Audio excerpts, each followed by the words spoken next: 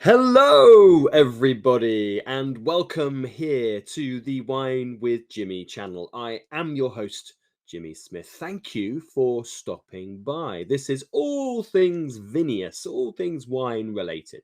So if you're an enthusiast and you want to learn more, welcome. And if you're studying the world of wine and you are looking to, of course, pass your examinations, another warm welcome. These are presentations designed for you. So welcome to the series here on southern Italy. We're going to be focusing on Campania in this video, the wonderful and beautiful Campania region down towards the south.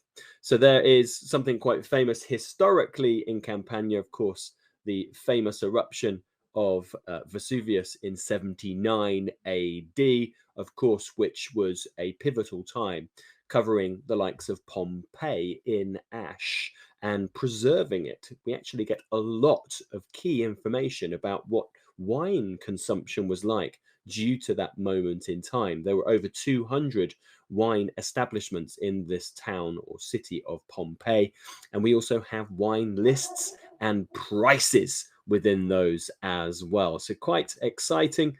Of course, it was a disaster at the time, but for us now in the future, a great snip, real sort of vision into the past. We are looking here at southern Italy, as you know, and we are on part 2 of 5 here.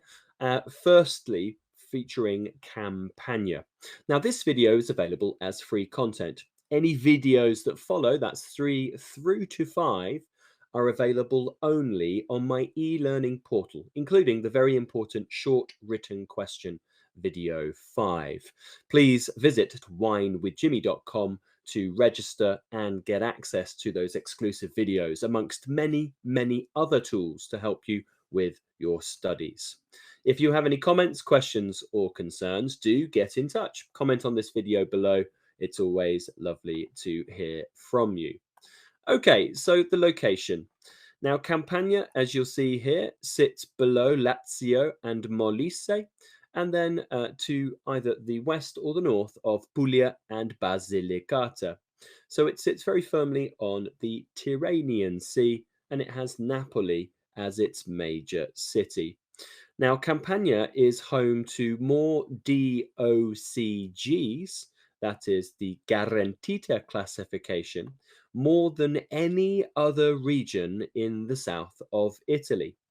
It has a varied landscape with mountains, valleys, and coastal plains, and that means that a large range of both black and white grape varieties can be grown and produced here. Now, of course, very much in its eastern side is the Apennines, the major mountain, which is really the spine of Italy. So that's where you're moving towards mountains, but really dotted around Campania, there are a number of other mountains as well, like the Monte Massico, for example, towards the coast. So you do have a wonderful amount of valleys, lots of different geology, and because this is very firmly trenched in volcanic activity, hence with Vesuvius, for example, we do find a lot of volcanic soil amongst limestone as well. I have shown you a close-up here. So on the right-hand side, you'll see the Golfo di Napoli, or the Bay of Naples. Here is Napoli, Naples, the major city, and then a number of other cities like Caserta, Benevento, Avellino, and Salerno, the Bay of Salerno here with the Amalfi Coast, which some of you may know. And of course, you've got lots of the wine areas around the whole of this area. Most of them stem really north of Napoli, across the Benevento and around Avellino. That's your kind of real hotspot, to use a pun, of course. So there are some famous white appellations in this area. The 2 grape varieties which really rule the roost are Fiano and Greco. They are said to produce the best white wines of the region and some of the best white wines in southern Italy. So both of these are popular southern white varieties.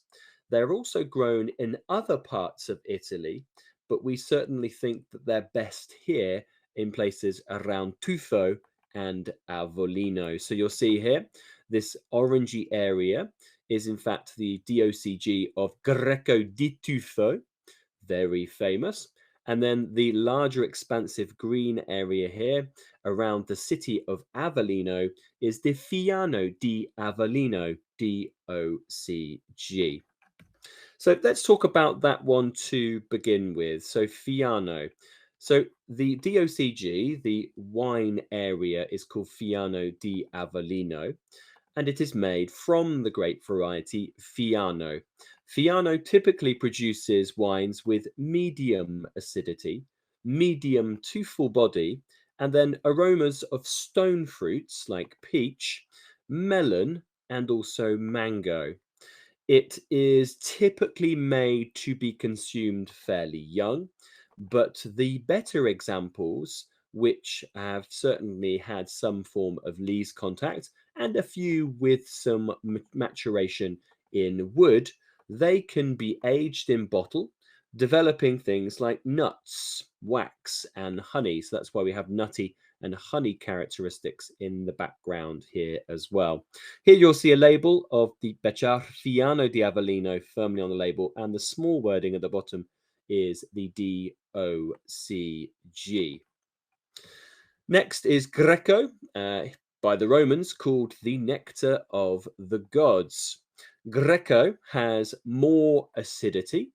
It's typically leaner in body, and it has characteristics of green apple, stone fruit, and even hints of passion fruit coming through. Now, most producers of Greco and Greco di Tufo will ferment their wines in steel, but some will use older oak and also techniques such as malolactic and lees stirring to really contribute more texture to their wines. The best Grecos can age in bottle, and they develop into more honeyed, earthy, and mushroom characteristics. That's why we've got this honey in the background of the slide. Now, they're the two key white grape varieties. The absolute major and principal black grape variety is the Aglianico. Now, this is the most prestigious. It actually does craft a significant amount of DOCGs. There's another one here called Tarburno, which is not required on your certificate. We'll just be looking at Taurasi as the major style. Now, Aglianico typically has deep color, high acidity, and very high tannin, with a lot of black fruit, plum, and even dried fruit characteristic. The wines are very complex. Aglianico is actually often picked very late, October, in a place which is very warm. It ripens very slowly and it maintains its good acidity. So it's a very useful grape variety down here. Sometimes given the moniker of Barolo of the South, but please don't expect a Barolo Nebbiolo type characteristic here. I think it's its prestigiousness why it's given that phrase. Now, these wines are typically matured in oak, and they can age in bottle wonderfully well, where they can develop earthy forest floor characteristics. So very classic. Look out for the key DOCG here, which is very close to both Greco di Tufo and Fiano di Avellino, sitting just to the east. And this is Taurasi DOCG. Famously, Mastro Badino, the producer, makes some of the most elegant, closest really to Nebbiolo in style. But other producers, like the bottle you have there, Fiudi di San Gregorio, amongst many others, make rather complex expressions of the Taurasi DOCG.